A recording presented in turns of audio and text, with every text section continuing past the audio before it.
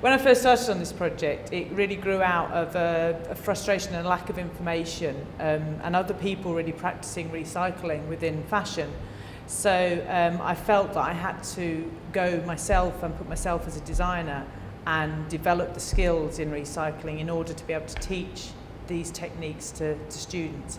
As I say, there was little sort of information. I think now we see many sort of companies that have embraced the recycling message, but at the beginning it was quite hard.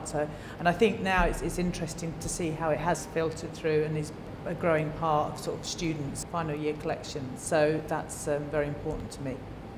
Part of it is about looking in our wardrobes, as I say. I mean, I'm interested in those mundane things that we throw away. So the t-shirts, the jeans, the shirts, things that maybe have sort of stains or they've been ripped or they're in need of repair.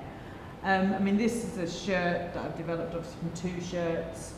The collar was sort of beyond repair, so it was about taking the material that was still usable and then turning it into another garment in a similar sort of vein. Again, t-shirts, we throw a lot of t-shirts away, but a lot of material is still quite good. So this has been remodelled from a range of t-shirts that I found in my wardrobe and other people's wardrobes. I think the nice thing as well is that people can come with garments that they want, that they've had in their wardrobe that they like the material, but they're not quite sure what they could do with it afterwards. And that, to me, helps that engagement as well. So maybe they have a t-shirt that they remember from a certain time, and by turning it into another product, into a dress, they're still carrying some of those memories around of that original garment. I think I've always been interested in clothing and making use of what we have around us.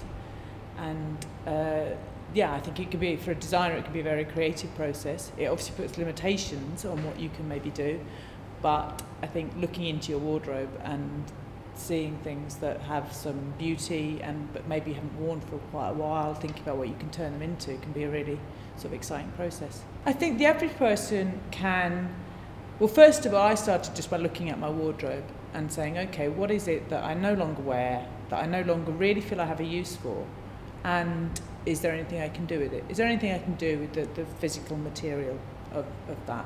So I think there's one way that we can do that, and maybe, you know, learning a few sort of basic skills to either repair, if it's about repairing things, or if it's about updating things, or if it's about actually developing our own skills so we can use that as sort of almost, you know, as experimentation.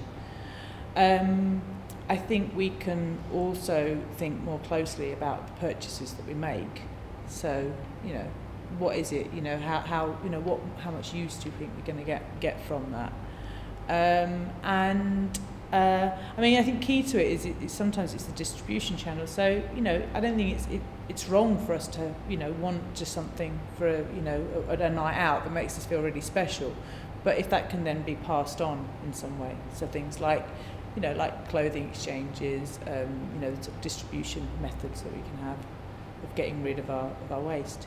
We have lost some of that attachment to things, which in some ways is quite good, but I think it's also very damaging to us. I think with fashion, because it's next to our body, you know, clothing, it becomes very intimate.